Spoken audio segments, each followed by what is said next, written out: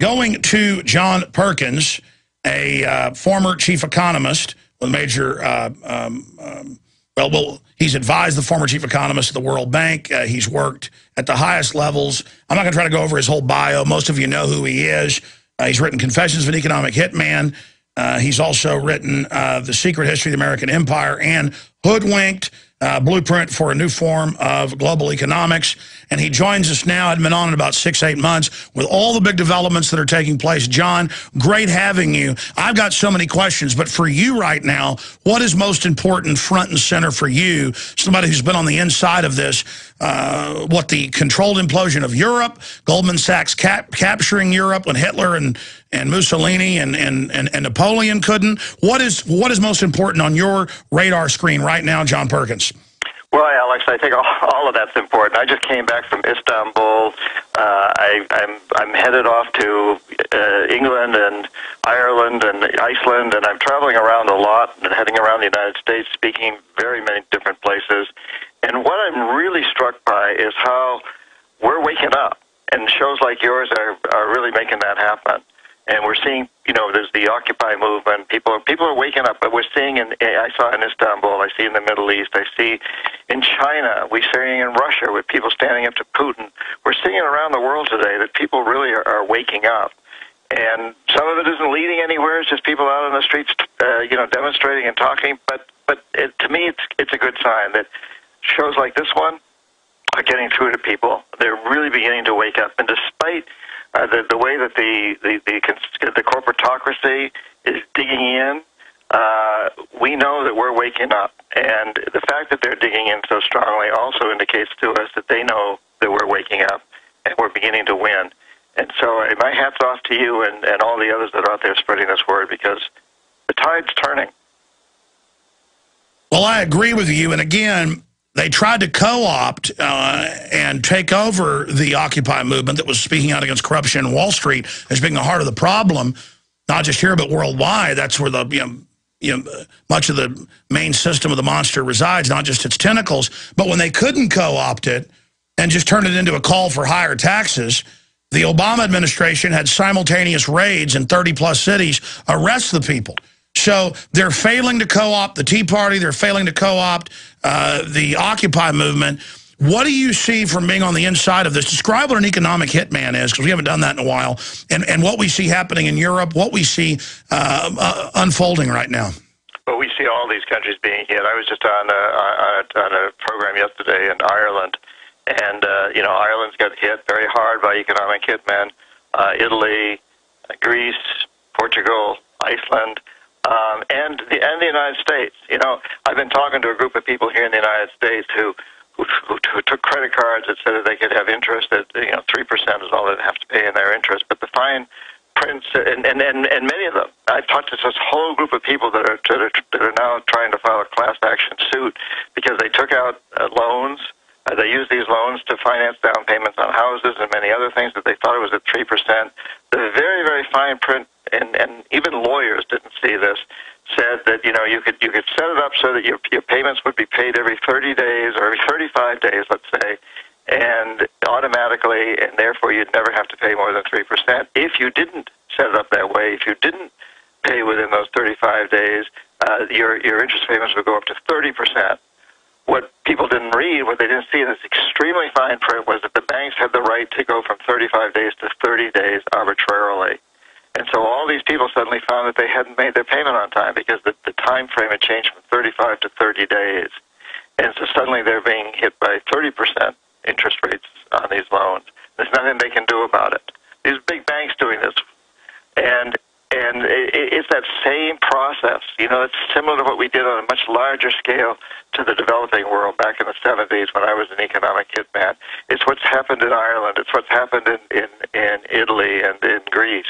It's happening here at home to our own people. And but the point is, people are beginning to see through the veneer. They're beginning to see that our country, in fact, the world economy, has been stolen by a bunch of robber barons. And it's time for us to take it back. Expanding on what you did so people can understand from an inside perspective, on what these mega banks are doing, how they operate, how they take over countries, including ours. Because understanding that is a way to reverse engineer it and extricate ourselves from this. I mean, describe what you cover in your best-selling book, Economic Hitman, Confessions of an Economic Hitman. Okay, Alex, so what I did specifically was identify countries that had resources that corporations covet, like oil, for example, and then arrange a huge loan to that country from the World Bank or one of the other big banking organizations. But the money would never actually go to the country. Instead, it would go to our own corporations to build infrastructure projects in that country. Huge projects like big power plants, hydroelectric plants, and transmission lines and distribution stations and multi-industrial parks. Things that would benefit a few wealthy families in those countries, as well as our own corporations that built them, but wouldn't help the majority of the people who don't have enough money to buy much electricity, can't get jobs in industrial parks because they don't hire many people, and yet the people of the country would be left holding this huge debt that they couldn't repay. So at some point we go back in and say, hey, since you can't pay your debts, essentially give us your resources, your oil or whatever. Sell it to us at a very low price without any environmental or social regulations, without having to take care of the people in the country that we're exploiting, or allow us to build a military base on your soil or vote with us on the next critical United Nations vote. And in a few cases where we couldn't convince presidents to take on those deals, which were really bad for their countries, the Jackals step in and they either overthrow governments or assassinate their leaders. And you know, I talk about my own personal experience in Ecuador with the president there, Jaime Roldos, democratically elected president, Omar Torrijos of Panama. They didn't buy into these deals. They had a lot of integrity, and both of them were, and they wouldn't listen to me. They wouldn't buy my deal, and so both of them were assassinated. Now, when they don't do the deal, the Jackals come in. What do the Jackals do?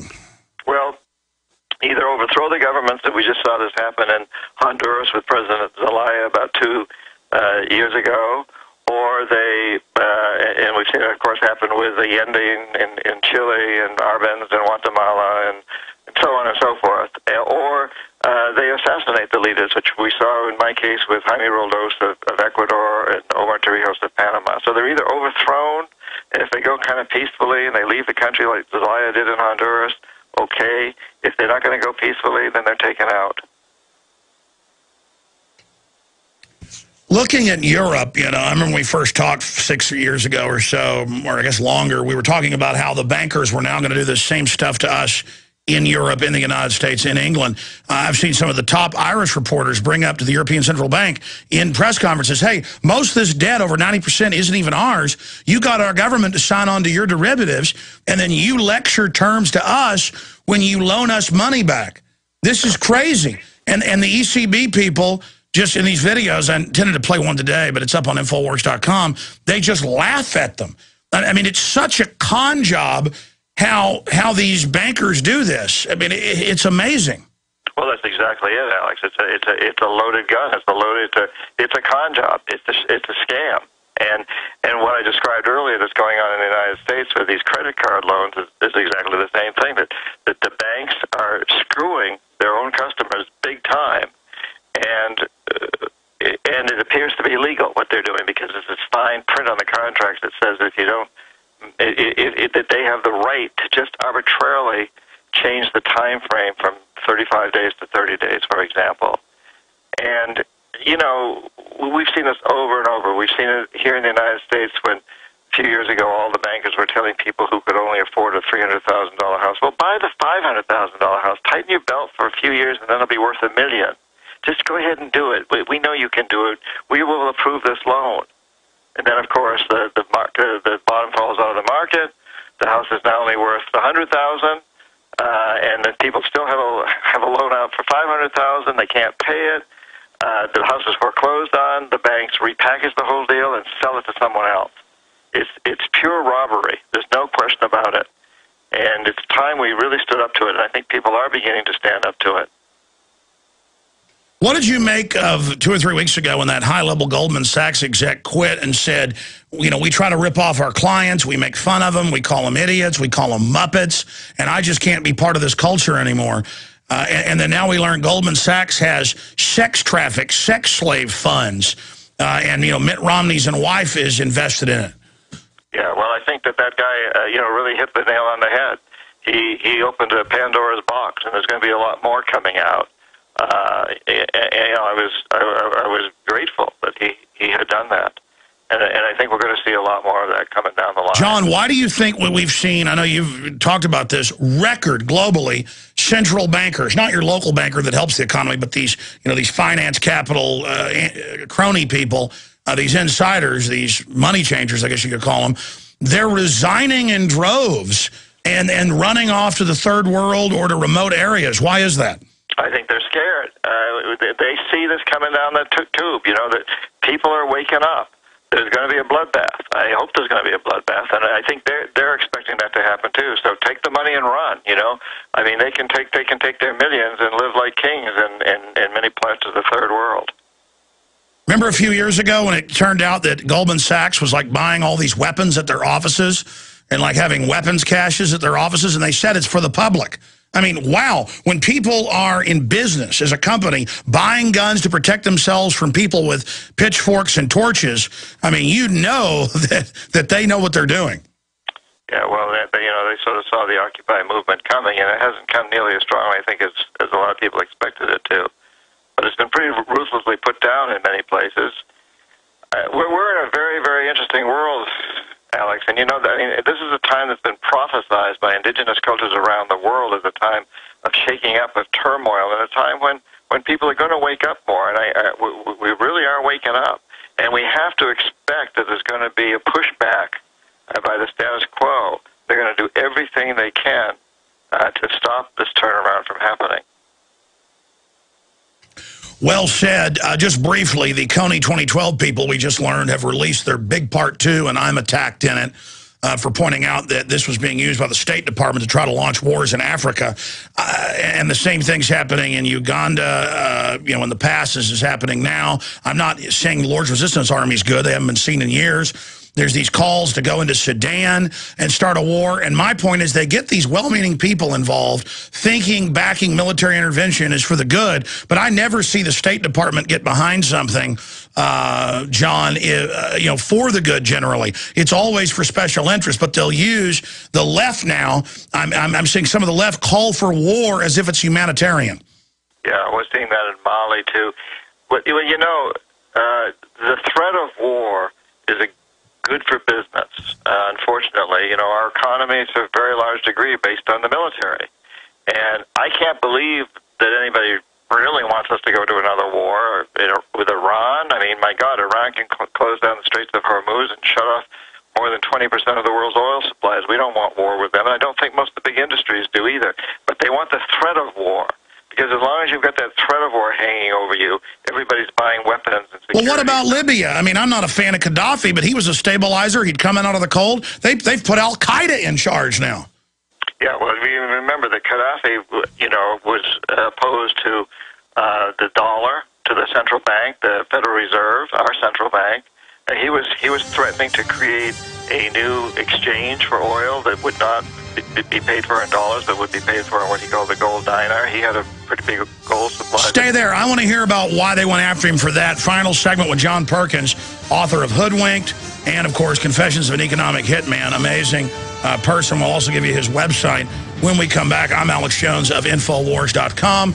And, of course, we're also streaming video. You keep hearing me talking about video at prisonplanet.tv. On the front page of Infowars.com, the war on prosperity is calling you. Enlist in the IRS. Incredible graphic. Bill allows IRS to deny Americans right to travel, and it looks like it's going to pass. It's passed the Senate. It's now going to the House. I mean, let me tell you, this has always been the plan. Arizona law, hot on the trail of Obama's documents. Ron Paul continues to draw huge crowds, but media blackout. More furious, U.S. soldiers trafficked arms, drugs to DEA agents. That's at Infowars.com. Sarkozy arrests dozens of Islamicists in raids before election to look tough. They staged that whole deal, folks.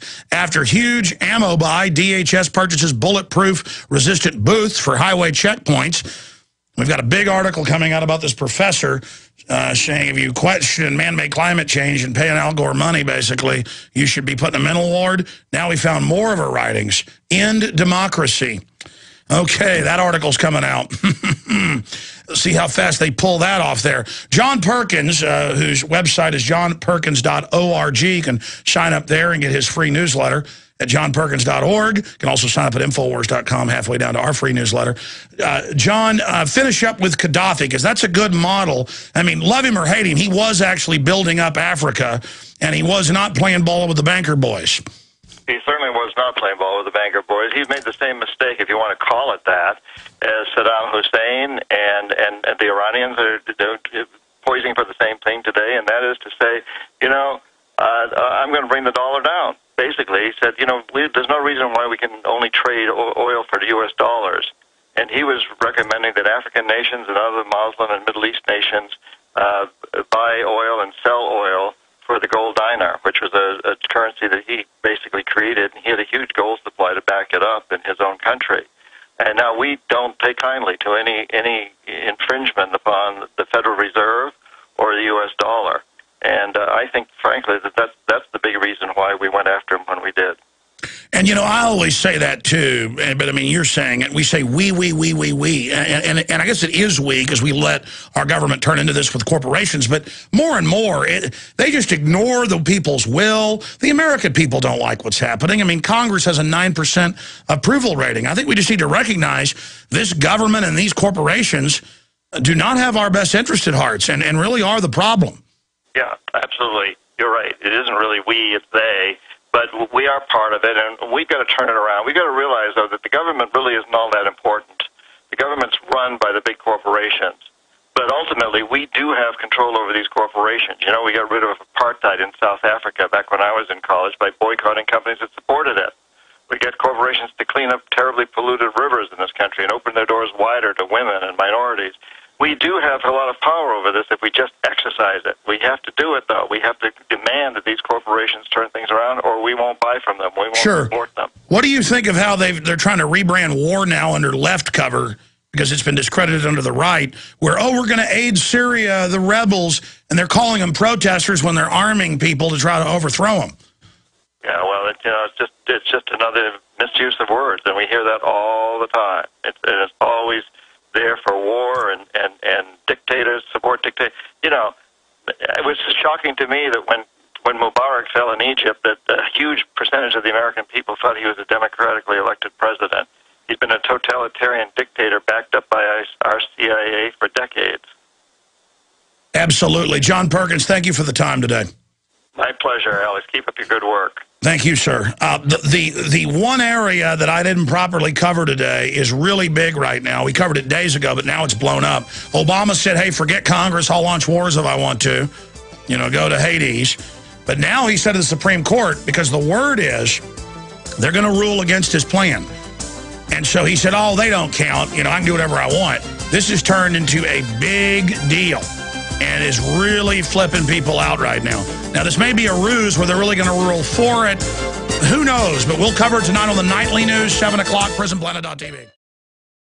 You don't need me to tell you that humanity is in a deep crisis. Everyone can feel it. We know a tectonic struggle is now taking place between the forces of freedom and those who love darkness, bondage, and enslavement. Yes, my friends, evil is rising. But take heart. For every action, there is an equal and opposite reaction. Recently, New World Order operative Hillary Clinton admitted they're losing the info war. We are in an information war, and we are losing that war. The globalists are scared. They've overreached. The future of the info war is in your hands. Join prisonplanet.tv. Download the thousands of special video reports, ebooks, and more, and get them out to everyone you know. Continue to spread the word about the broadcast on YouTube, Facebook, Twitter, and every other globalist propaganda platform. We are going to use their system against them. The info war now goes into high gear.